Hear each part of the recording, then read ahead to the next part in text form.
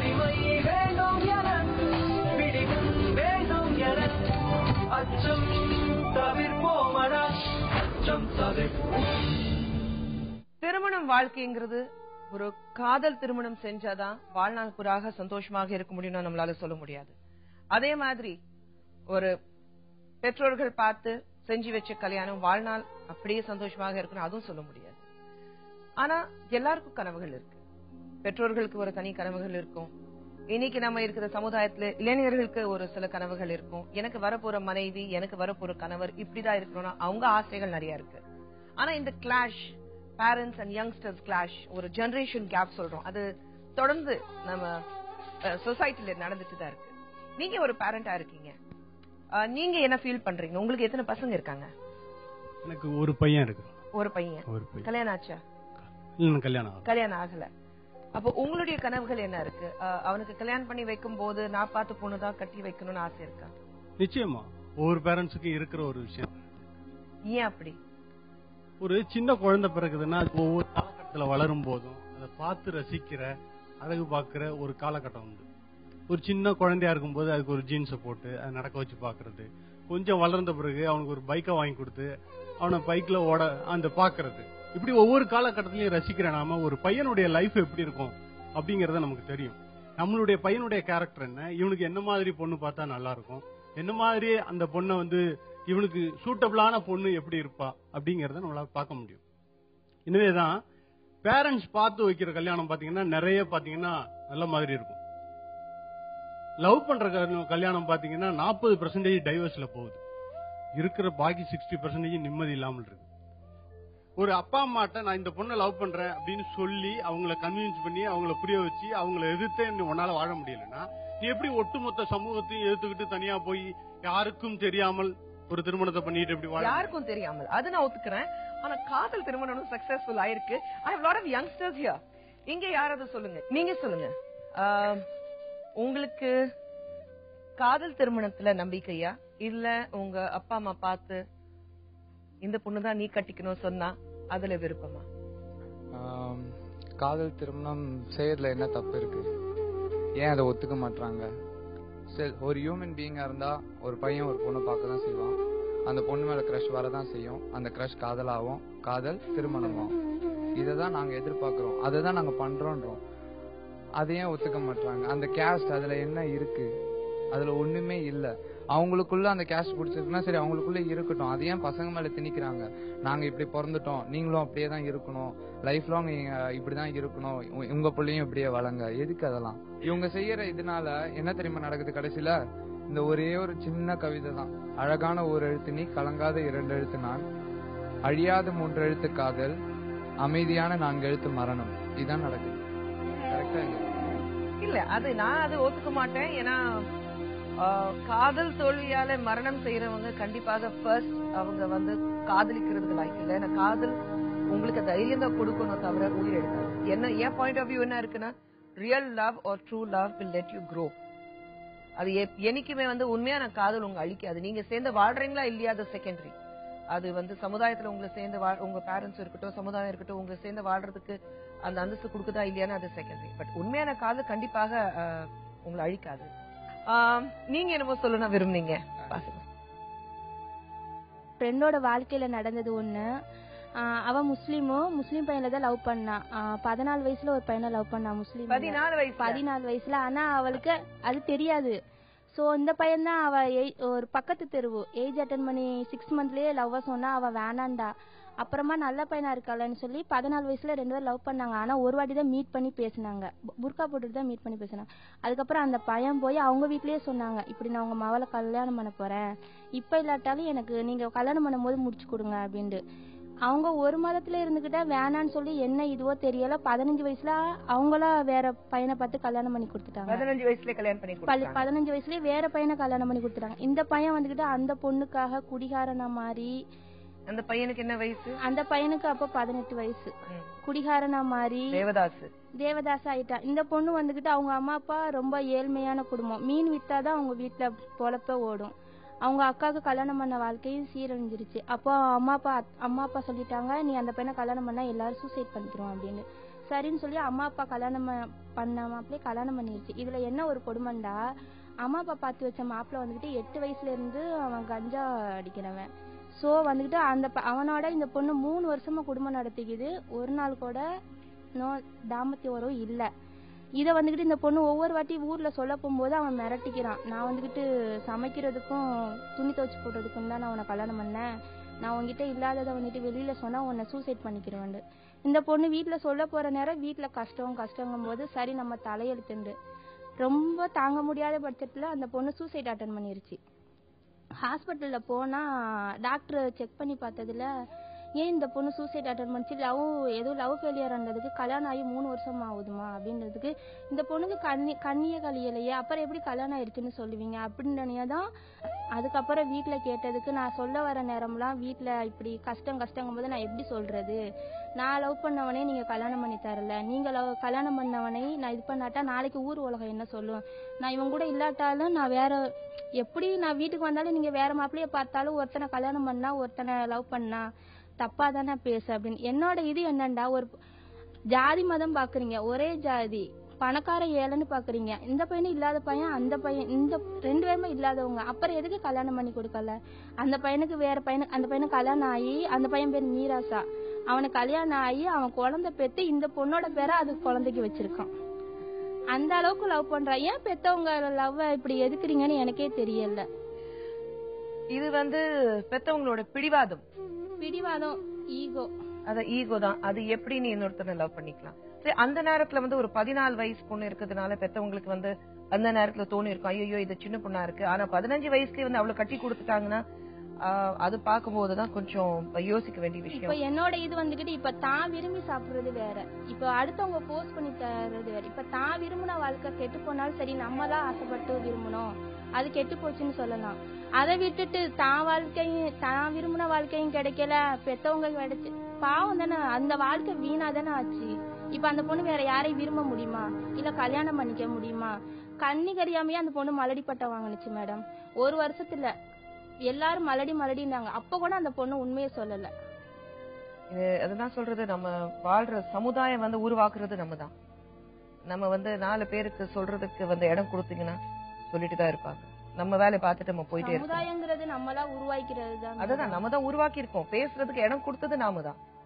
இந்த சமுதாயத்துல உங்களை பத்தியும் என்ன பத்தி யாராவது பேசினாங்கன்னா அதுக்கு இடம் கொடுக்கறது நம்ம தான்.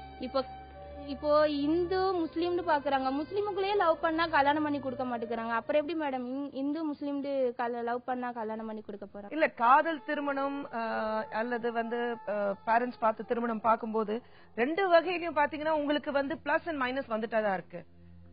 ஓகே, ஏன்னா பேரண்ட்ஸ் சொல்லும் போது ஒரு வகையில அவங்க பாயிண்ட் ஆஃப் வியூ பார்க்கும்போது சரியாதான் தோணும். நமக்கு லவ் மேரேஜ் தான் பண்ணுவேன், எனக்கு காதல் தான் முக்கியம் எல்லாம் சொல்லும் போது அது ஒரு வகையில நானும் காதல் திருமணம் செஞ்சேன். காதல் திருமணம் செஞ்சுக்கிறவங்க பாதி பேர் தான் மேடம் நல்லா இருக்கு. அப்படி சொல்ல முடியாது. ஒரு திருமணம் வாழ்க்கை பிஃபோர் மேரேஜ் காதல் இருக்கலாம், கல்யாணத்துக்கு அப்புறம் ஒரு காதல் இருக்கலாம். ஆனா அப்படி இருக்கும்போது மெயின் என்ன இருக்குன்னா, கல்யாணத்துக்கு அப்புறம் 2 பேரும் எப்படி ஒருத்தர் புரிஞ்சுக்கிட்டு வாழ்றீங்க. அதான் சொன்னேன், காதலிக்கும் போதுதான் ரொம்ப கஷ்டம் வாழ்றது. ஏன்னா நீங்க ஒரு அரேஞ்ச் மேட்ச்ல 2 பேரும் புதுசா இருக்கீங்க. 2 பேரும் எப்படிப்பட்டவங்க 2 பேருக்கும் தெரியாது.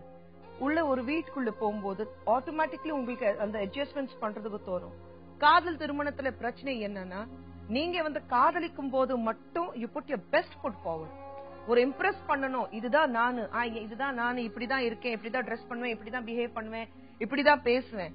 ஆனா ஒரே வீட்டுக்குள்ள நீங்க வாழ்றதுக்கு அப்புறம் தான் தெரியும் நம்மளுடைய மைனஸ் பாயிண்ட். தூக்கத்துல கொரட்டை விடுறேனா, இல்ல நான் கெட்ட வார்த்தையில திட்டுறேனா, இல்ல என்னுடைய சுபாவம் வேற மாதிரியா, அது எல்லாமே ஒருத்தர் பத்தி தெரிஞ்சதுக்கு அப்புறம் தான், ஓ நீ காதலிக்கும் போது இந்த விஷயம் சொல்லவே இல்லையே, நீ இப்படி இருப்பேனா எனக்கு தெரியாது. அப்ப காதலிக்கும் போது மட்டும்தான் நீ டாலரேட் பண்ணல, இப்ப ஏன் உன்னால அது ஜீர்ணிக்க முடியாது?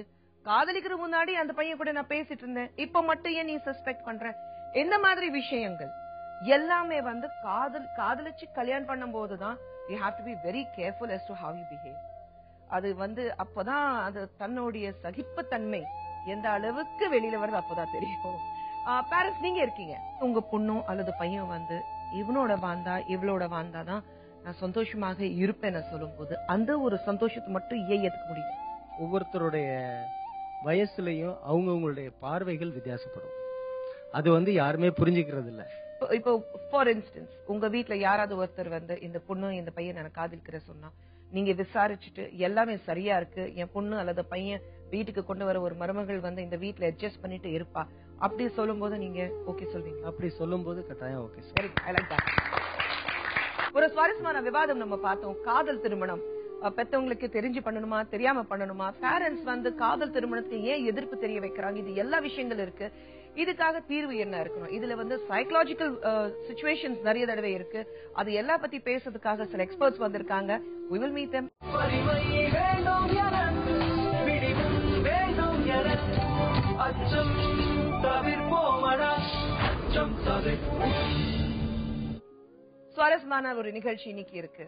எல்லாரும் சிரிச்சிட்டு இருக்கோம், சந்தோஷமாக இருக்கோம். ஏன்னா காதல் பத்தி பேசிட்டு இருக்கோம். and love definitely makes you go crazy. ஆனா இந்த செக்ஷன்ல நம்ம வந்து காதல் திருமணம்காக நிறைய பேரண்ட்ஸ் வந்து ஒத்துக்கிறது இல்ல. நாங்க பாக்குற பொண்ணுதான் நீங்க கட்டிக்கணும்னு நிறைய பேரண்ட்ஸ் சொல்றாங்க. காதல் திருமணம் செஞ்சதுக்கு அப்புறம் நிறைய பேர் வந்து சந்தோஷமாக வாழ்றாங்கன்னு அதுவும் நம்மளால சொல்ல முடியாது. அதே மாதிரி அரேஞ்ச் மேரேஜ்லயும் எல்லாரும் சந்தோஷமாக இருக்காங்கன்னு அதுவும் சொல்ல முடியாது. கல்யாணத்துக்கு அப்புறம் தான் your true colors come out. pros and cons நிறைய. எக்ஸ்பர்ட் டீம்ல திருமதி சுச்சரிதா கிருஷ்ணசாமி, நீங்க ஒரு பாசிட்டிவ் வேவ் கவுன்சிலிங் சென்டர்ல இருக்கீங்க. ரைட். அண்ட் அதுக்கப்புறம் வந்து PR தினேஷ்குமார், நீங்க வணக்கம் வழக்கறிஞரா இருக்கீங்க. we also have ராஜராஜேஸ்வரி, சமூக ஆர்வலர். நீங்க வணக்கம். வணக்கம். நீங்களும் வந்து கவுன்சிலராவே பணியாற்றிருக்கீங்க. சுச்சரிதா, நீங்க சொல்லுங்க ஃபர்ஸ்ட். நீங்க கவுன்சிலிங் கொடுக்கும் போது என்ன மாதிரி ஆளுங்களுக்கு நீங்க கவுன்சிலிங் கொடுக்குறீங்க? Actually I am living family counsellor. இந்த மாதிரி நிறைய கேசஸ் நான் ஹேண்டில் பண்ணியிருக்கேன். தட் இஸ் பேரண்ட்ஸ்க்கு தெரியாமல் மேரேஜ் பண்ணிக்கிட்டு காலேஜில் படிக்கும்போது. பட் இதுக்கெல்லாம் என்ன ரீசன் அப்படின்னு நம்ம அனலைஸ் பண்ணி பார்க்கும்போது என்னென்னா, நம்ம குழந்தைங்களை வளர்க்கும் போது என்ன பண்ணுவாங்கன்னா, ஒரு 10 years வரைக்கும் பேரண்ட்ஸோட ரொம்ப க்ளோஸாக இருப்பாங்க. அவங்க என்ன பேசினாலும் எதை கேட்டாலும் ஆமாம் அப்படின்னு நம்மளும் தலையாட்டிடுவோம். ஒரு 10 to 13 years அவங்க ஒரு கன்ஃபியூஸ்டு ஸ்டேட்டில் இருப்பாங்க. பேரண்ட்ஸா ஃப்ரெண்ட்ஸா என்னன்னே தெரியாது. ஒரு 13 yearsக்கு அப்புறம் அவங்க டீனேஜ்குள்ள நுழையும் போது பேரண்ட்ஸ் கிட்ட இருந்து கொஞ்சம் விலக ஆரம்பிச்சு ஃப்ரெண்ட்ஸ் சர்க்கிள்குள்ள என்டர் ஆக ஆரம்பிப்பாங்க. அவங்க டிசைட் பண்றது எல்லாமே வந்து ஃப்ரெண்ட்ஸ் கிட்ட போயிடுவாங்க. பட் நம்ம பேரண்ட்ஸும் என்ன பண்ணுவோம்னா, அந்த டைம் நம்ம வேலை அது இதுன்னு பிஸியா இருக்கிறதுனால குழந்தைங்களோட நிறைய டைம் ஸ்பெண்ட் பண்ண முடியல. ஸோ நமக்குள்ள என்னன்னா கம்யூனிகேஷன் கேப்ஸ் நிறைய வரும். சார், நீங்க வந்து வழக்கறிஞரா இருக்கிறதுனால நீங்க வந்து எந்த மாதிரி கேசஸ் நிறைய பாக்குறீங்க?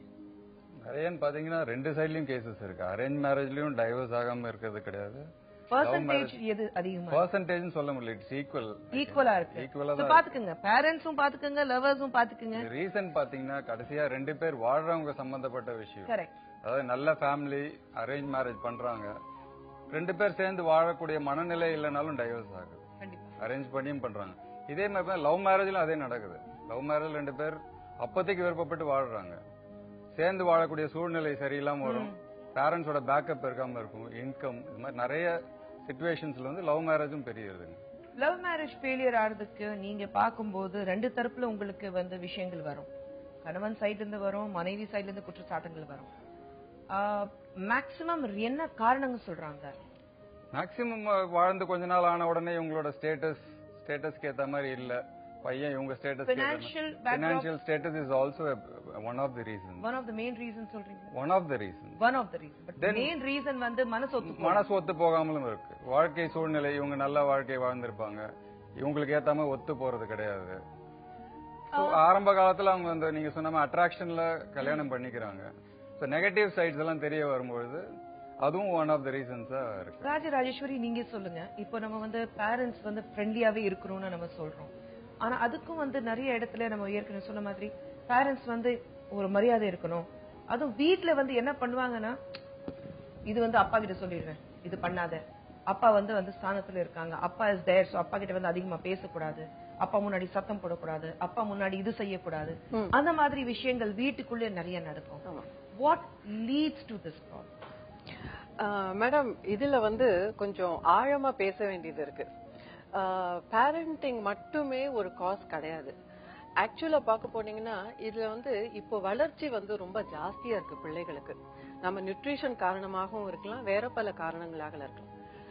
பிள்ளைகளுக்கு வந்து இந்த பாலியல் உறுப்பு அப்படிங்கறது வந்து ஒரு 9 வயதுல இருந்து 11 வயது 14 வயதுக்குள்ள கம்ப்ளீட் ஆயிடுது.